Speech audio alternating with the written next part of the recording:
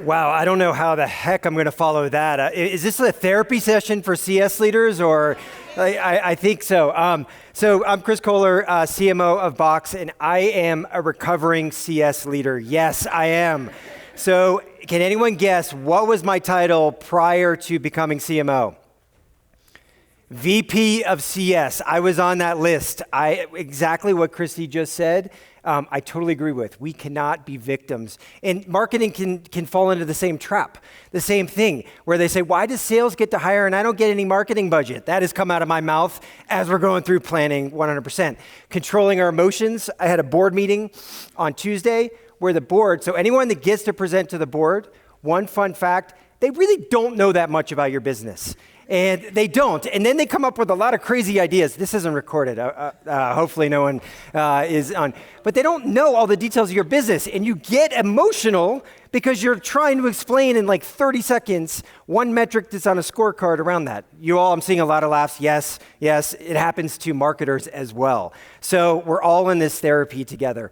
But today, that was a little bit more appropriate picture than the guy that was like pre-COVID in a suit and no facial hair. But I want to talk to you a little bit about, wait, your marketing leader, your CMO cares about something other than pipeline. Yes, Christy even said it, and I have been there with you. One of the fun facts, when I was VP of Customer Success, every meeting I would get into, our CMO, and she was amazing, but the only metric I ever heard her talk about was, hey, pipe creation this quarter. And I'm sitting in your shoes, talking to customers, quite frankly, getting hammered on adoption, onboarding experiences, retention problems, attrition, all of these things. And I'm like, wait a minute, who cares about pipeline if we have a leaky bucket and we're losing all of our customers? So it's like, this doesn't make any sense. Well, I basically was bold and raised my hand when our former CMO left and said, I want to go do this, I can do this. And so I'll talk to you a little bit about our journey and what we did differently. So, yeah, a little bit about Box. Hopefully some of you are customers. We have 100,000 customers. We've got about 2,000 employees. We're on a run rate about $1 billion, and we cover all industries globally. Fun fact, we have customers everywhere from like multi-million dollars to spending $500 with us. So as a challenge, we have scaled CS, we've got name CS, we have to cover the gamut. So my job is incredibly hard as we have a lot of segments and we also have a horizontal solution across a lot of verticals. So very, very complex business. And I know not all of you are as big as Box, maybe some of you are bigger, a lot are smaller, and I'll talk about some of the things around what we do, but also give you some ideas of how to get started because it's not easy. But it really begins with building a customer-obsessed organization. I hear this all the time. We are a customer first, all the bullshit, that they spout that they're a customer first organization, but they don't live their values. And so at Box, these are our core values from when our founders started 15 plus years ago. They created these values. And what you will see, these are super fun, and we live these, but one of them is blow our customers' minds. And we have to live that as an organization. And so every decision we make, it is about the customer first. And that starts at the top. Our CEO and founder, he really, really cares about customers, the experience, so you have to lead in at the top. So if your organization, if customers and making them successful is not in your mission, you should talk to your leadership team around changing that and living those values. So I took over the CMO role about 3 years ago. And at that point, I had seen the pain, which I told you, around customers. And I sat down with my new leadership team and I said, we have to create a mission statement around what marketing is going to stand for. And so we actually sat in a room and hammered this out. So what you'll see, I have to grow awareness and understand the differences, and we got to sell and build the market and our brand. That's number one. We've got to go do that. Number two is really focus marketing across the entirety of the customer lifecycle. And what Christy said is having those shared goals and metrics is critically important. And I'll talk about us as leaders and my peers, really the metrics we think about as a business. So again, that was a big change. Marketing didn't have in their mission that they cared about the entirety of the lifecycle. Well, guess what? If you're not focused on it, you're not going to actually drive and work with your CS organization. It's just not going to happen. We're all super busy. We've got 1,000 things to do. And if you're not aligned, It's not going to happen. And then a big thing for me, I had spent 10 years at Adobe prior to coming to Box. We talked all about digital experience. I had to reimagine that, right? How do I create a self-service experience across that entirety of the lifecycle to scale and make it easier? And then lastly, we just had to build a world-class organization, which arguably I think we've done. So one thing that was unique when I started is our CRO, at the same time I took over, he started as our CRO. And we have a CCO as well, John. He has spoken at this event. He's been at Box for 10 years. And so we all sat down together and we said, hey, we've got to be aligned as a leadership team, and we all report into the COO. So you don't always have to report into the CEO.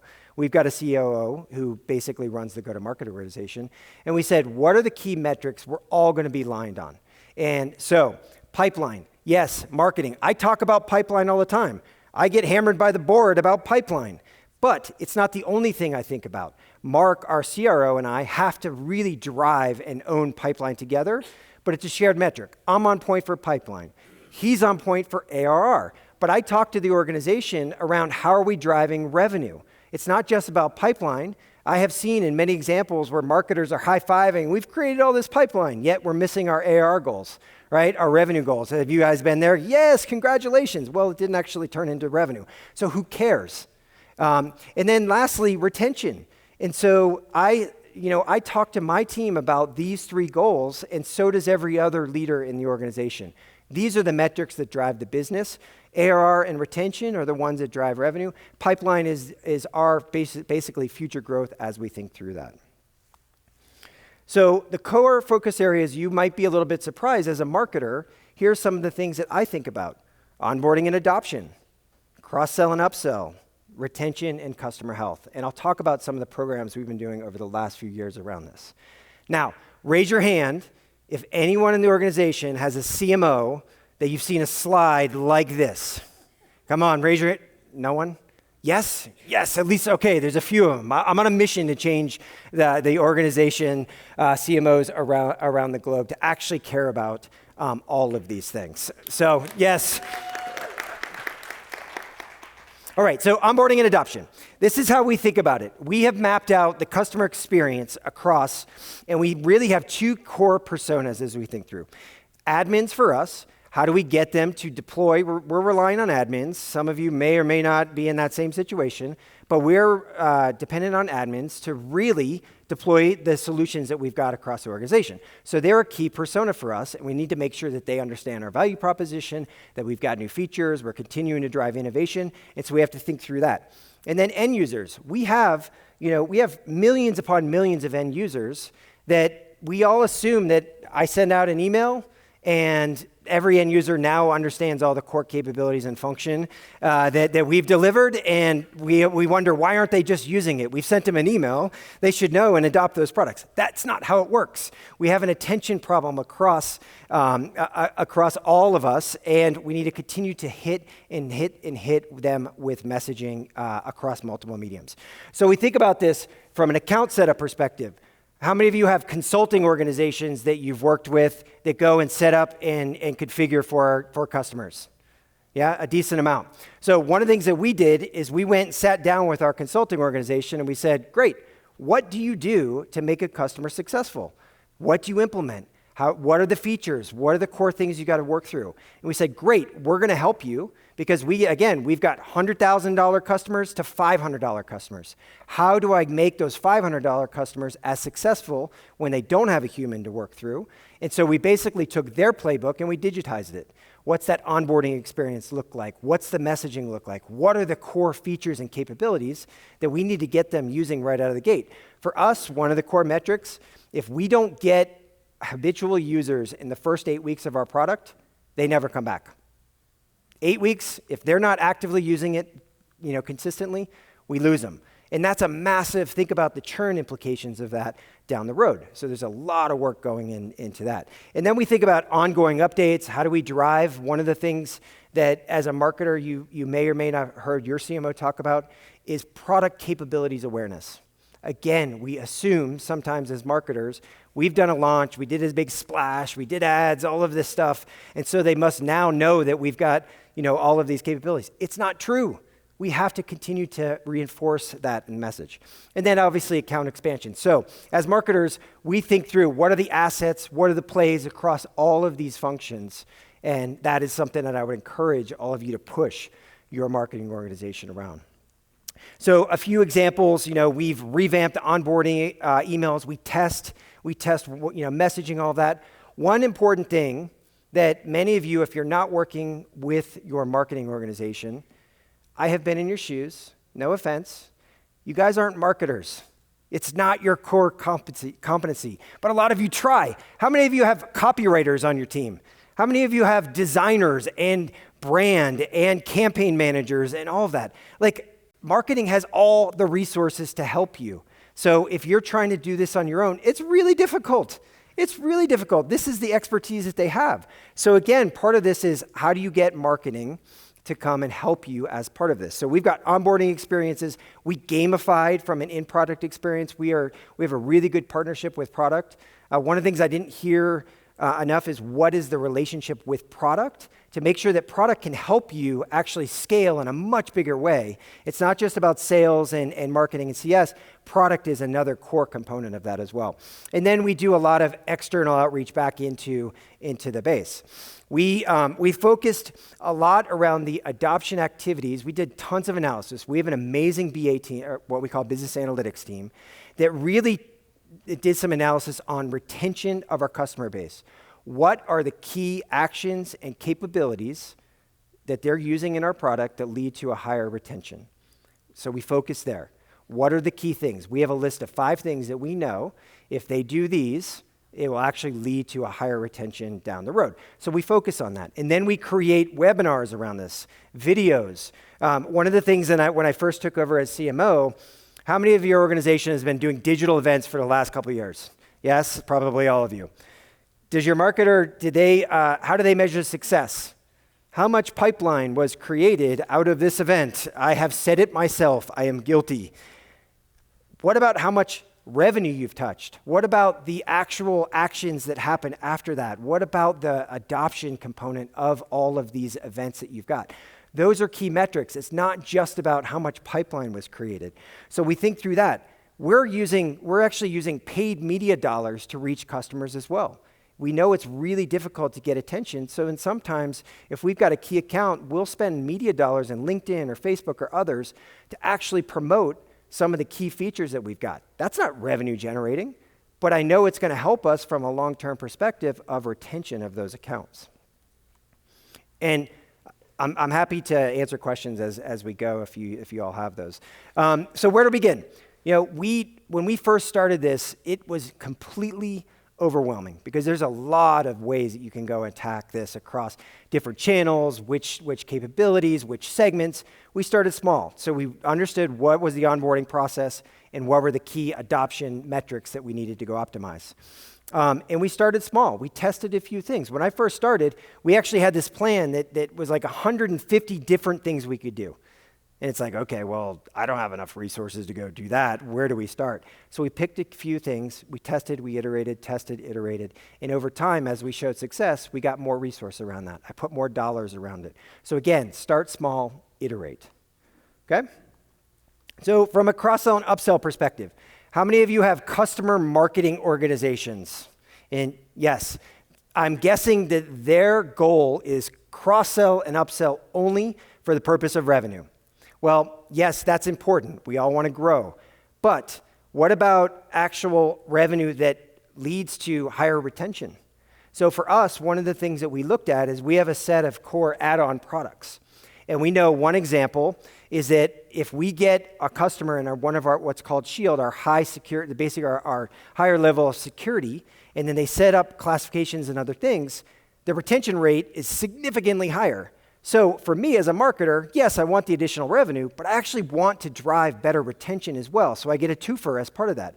So a lot of our plans isn't just cross-sell and upsell for the heck of getting more revenue. It's actually to drive a better retention rate of the existing customers. So we focus on those type of activities. And then we have both monthly and annual plans. Again, we've got a very long tail of customers. Well, what we know is that for annual plans, they're 2 times more valuable. So we look at the lifetime value of our customer base. And so when I first started, we had online, so we have an e-commerce channel, about 80% of our new customers were monthly customers. Well, we spent a bunch of time looking at that data, and we said, great, how are we going to build plans? How do we do marketing optimization? Because we had a massive churn problem in our online segment. We had millions upon millions on a quarterly basis. So we actually went in and did incentives to basically get new customers to annual plans.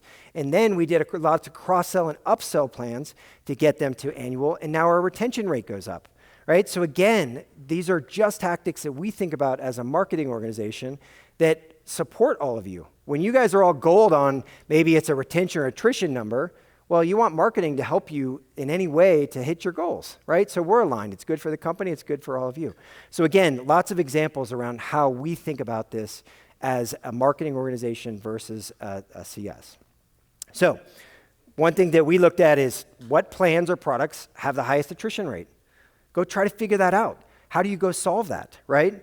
How do you figure out what incentives are actually going to get them to move that's going to lead to? For us, we did a bunch of testing on pricing optimization.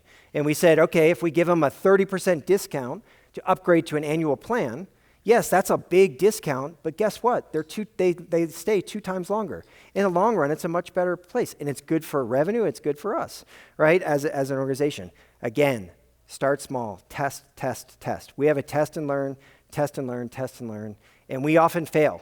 We run a lot of stuff that doesn't work, but we got to fail fast. Okay, so retention and customer health. Same thing. We've done all sorts of, anyone deal with non-payment churn? Anyone deal with that situation? We have a lot of customers that for some reason they've purchased and we can't get in touch with them. Like they won't respond to us. And so, and we've had a lot of situations where the great resignation, people left the organization, we don't know who the main contact is, all of that. Well, why don't we actually, the admin might not be the same person that the billing goes to. How do we ping the admin and say, you've got to update your information and work through that? So there's all kinds of little tricks that we've saved tons on attrition, basically just making sure we have the right contact, which is sounds crazy, but it's millions of dollars that go out the door because they basically just went into non-payment churn and they're gone. Simple stuff like that. And then discounted upgrade and renewal plays. So we use a lot, and I'll talk about customer health as well. We do a lot around customer health and making sure that we're doing discounted plays when they renew, when they're maybe not in a green state. So we think about that quite a bit as well. Okay, so this is our customer health framework. And as Christy mentioned before, no one cares about the actual framework unless it leads to a business outcome and value. So we spent a lot of time, when I joined Box from Adobe about 4.5 years ago, we never talked about customer health. It was all about, what was going on. We barely talked about adoption. It was all about attrition and how do we go solve this. So we built this out. And so I partnered with John, our CS leader that I mentioned before, and Mark, our CRO, and we think about these core actions. And again, everyone's got a different framework. This is what works for us.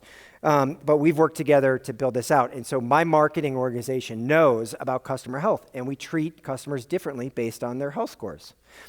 And so we also have outlined roles and responsibilities across the organization. Now, this is an eyesore, a lot to read, but we've mapped out what are the expectations across each of these groups, because we don't want to be stepping all over each other. And so that has often happened. It's like, well, I was running this campaign, I was doing this, and we're hitting the same customers around that. And one of the other fun facts that I would encourage you when you're talking to your marketing leader, I don't know how many times as a marketing leader, I've had someone come up to me and say, hey, I have a great idea around a campaign. I have a great idea around messaging that will work differently. That's like, you're immediately going into, oh God, here we go. So everyone's got an idea around how to go solve this from a marketing perspective. Come to me with, like Christy said, a story and a problem that I can help you with. Let me figure out, and my team figure out the messaging in conjunction with you. Let me figure out the creative and the campaign. That's what we do best. But don't come to me saying, this is exactly what you should go do and try to solve the problem for me. Let me be creative and my team be creative and work with you around this. So why is customer health important for us? What we found is we had a lot of examples where we had very basic customer health. It looked green. We're all happy. Renewal's coming up. And guess what? They call us and they say, yep, we're going to churn. When you look at just product adoption metrics, that happens. So you have to be broader when we think about customer health. And it has also helped us identify opportunities. Where as a marketer do I go after my green customers? They're happy. They've got great executive sponsorship. They're using the product. Great, they're a perfect opportunity to go upsell the new plan or whatever that is. So let me focus my resources to go help the sales team and the CS team grow these accounts. But I'm not going to go do that for red accounts that are unhappy with us. We've got no executive sponsorship. They're barely using the product. And I'm hitting you with, hey, buy more from us. It's like, yeah, we've all done that. But it's actually a negative customer experience around that. So we use customer health in a lot of our outreach with our customers. And what we have found is when we look at this, a healthy customer is 17% more likely to renew. So again, this is a massive, massive effort that we can go and predict in a much more repeatable way what the renewal rates are going to look like. And then they're also 15% more likely to expand. Again, what are the two top line metrics? Revenue, you can either grow or you can have less attrition. And we're trying to optimize both of those across the board. So you may say, great, this all sounds awesome. Does it actually work? And if anyone's been following Box's trajectory over the last 3 years, we had the fun pleasure of dealing with a pandemic. We had the fun pleasure of activist investors. If anyone knows what activist investors are, they're like Gordon Gekko, greed is good. We don't care. We just want you to make more money and cut costs at all expense. We beat the activist investors. So if you want a whole therapy session around how to go deal with that, hopefully you will never have to deal with that. But we had to go and transform the organization. And now we're moving into, who knows, maybe global recession, whatever is going to happen. We have no idea. So it's been a heck of a 3 years that it hasn't been easy. But as you see across the top here, we've been cutting expenses. So sales and marketing, if you don't know what this is in your organization, it's basically the sum of all of what you do, what I do, and what sales does under a line as a percentage of revenue. When I took over in FY20, we were 40%. And guess what? Activist investors did not like that. You're spending way too much on sales, on marketing, on CS. You got to cut expenses. So over the last 3 years, we've been doing that. So you see us progressively going down. And that is across the board. How do you drive more sales efficiency, right? How do you get more out of the reps that you've got? How do you get more out of your marketing spend? How do you improve attrition and retention of your customer base? We've had to do all of those things. And this is on $1 billion of revenue. So those are not small percentages at all. So we've been doing that. My marketing budget's been cut by 50% since FY20, but we're still growing.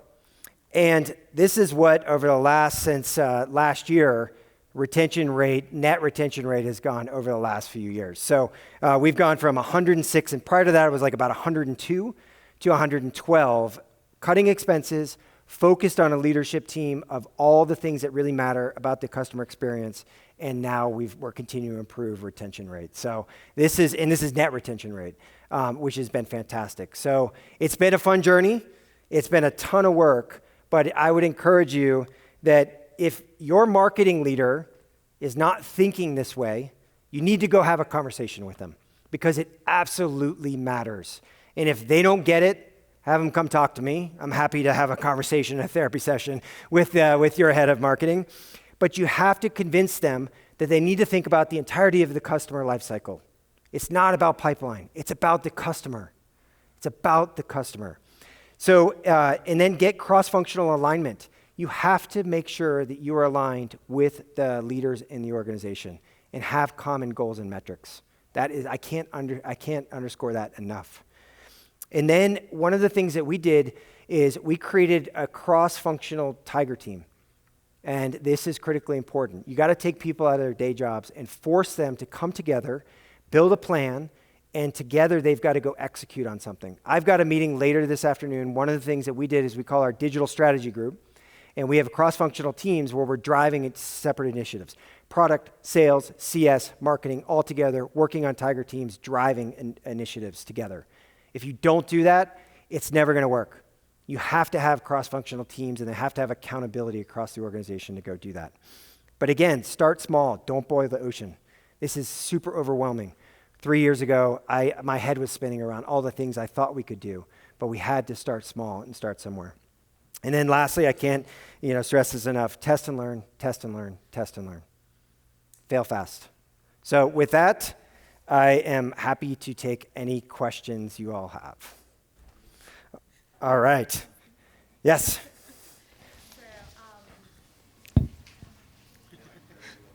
Thank you. So Box is our customer, so I'm very happy to get to meet you. We're Tesorio FinTech, so we help finance team collect your overdue customers. So yes, very happy you know to exactly see you what there. I'm talking about. Yeah. There's millions every quarter of people that basically do not pay us, and then it goes into churn. Millions of dollars every quarter. It's a lot of money. A lot of money. So very excited to hear you. One simple question. What is the best advice, or why are you a strong believer that CS marketing should be under marketing and not under customer success? Yeah, it's a good question. The way that I think through this is CS marketing, at least the way that we've organized it, is there is a lot of benefit of being under the marketing organization. No offense, but I have all the money. Like, I've got all the money to go spend. CS and sales, they don't have money. I do. I have all the discretionary budget in the organization. So, it's a good and a bad thing, because I'm also the first person that our CFO comes to saying, hey, we need to cut some expenses, and you're the first on the list. But I have the tools, I've got the expertise, I've got copywriters, I've got brand, I've got design, I've got product marketers. I have all the tools and all the dollars to go do that. So that's part of why I believe strongly, and again, I've been in both organizations. I had customer marketing actually in CS before, and I actually built it and put it into marketing because I felt like it was a better home for it. You had better tools, more dollars, and more expertise is kind of my thought process around why I think it belongs in marketing. Hi. Thank you so much for your presentation. This hits really close to home for me. I want to dig into this more with you later because I think it's a little tactical, but I'd love some insight in how you govern all of your messages across the teams, right? There's so much noise happening across email, in-app communication. How do you manage all of that in conjunction with the CSM team? Yeah, and it's not just the CSM team, right? Now, through the pandemic, there's all of these new tools that have gone out with SalesLoft and Gong and others. So now we've armed the sales organization, whether that's, we call them outbound sales reps or SDRs inbound. So they're doing marketing messaging into the base, which is hard. So we have one database that we've all got to work through. And trust me, it is a challenge where we have to get aligned and make sure that there is a central point of contact around our marketing operations organization. Has to be air traffic controllers around some of this. And we can't control what sales reps are doing and their messages out to the customer base and all of that. Like we're not patrolling that component of it. But you have to have a coordinated effort across the systems, whether that's your CS system and you've got outbound communication, whether that is the marketing. I actually have 2 different marketing automation systems. So I have Marketo and Iterable because I have 25 million freemium customers that I've got to go email. So again, you have to have a central coordinated plan of the messaging that's going to go out, or it just is like free-for-all in your customers. And what ends up happening is now with all the privacy regulations and others, it turns into unsubscribes.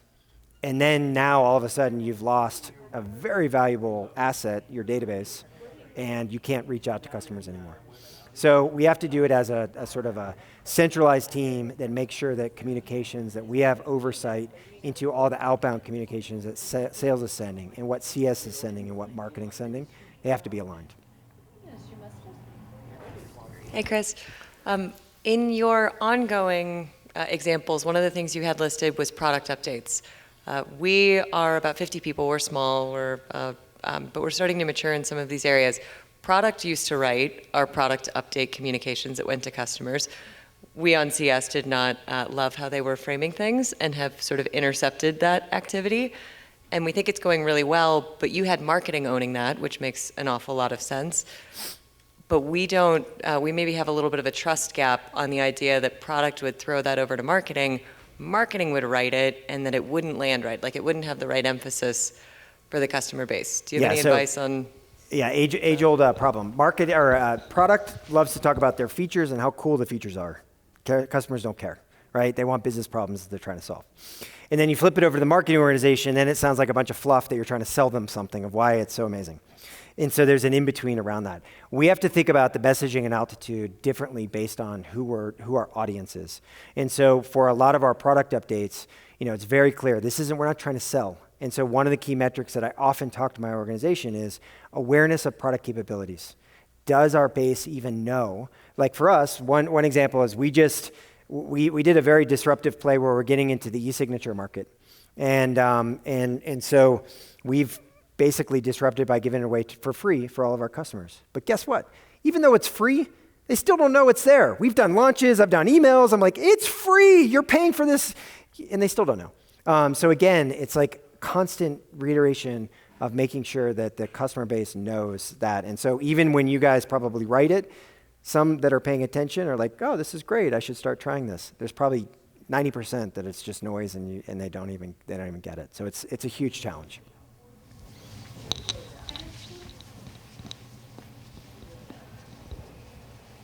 I love all the questions. I don't know how much more time I've got, but I'm happy. I'll do this all day. Great presentation, Chris. My question is about NRR. As you've seen that growth, I understand it's always going to be a combination, but how much would you attribute reductions in churn to the NRR versus attached to new products? It's a little bit of both, and we have improved our retention rate across all of our segments. So again, we think about 100 plus, 100K plus, then we've got basically 50 to 100K, 50 to 10, and then anything below 10 is sort of our ongoing scale.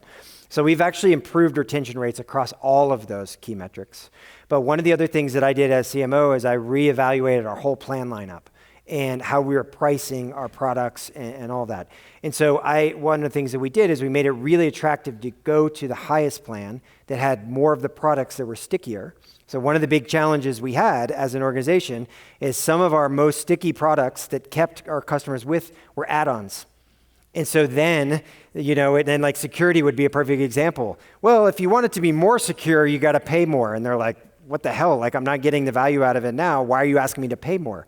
So again, part of what we're trying to do is bundle that in and make sure they have those capabilities. And as we drive adoption, there's no more of this, let's go sell them something else. They have access to it. So that upsell play has worked really well, combined with better, retention across the board. It's just, we've seen, so it's a little bit, the 6 points in the last year, it's a kind of a combination of improved retention and improved upsell as part of that. All right, everybody. We are all out of time. Right. Thank you so much for your questions. Thank One more you. time for Chris Koehler.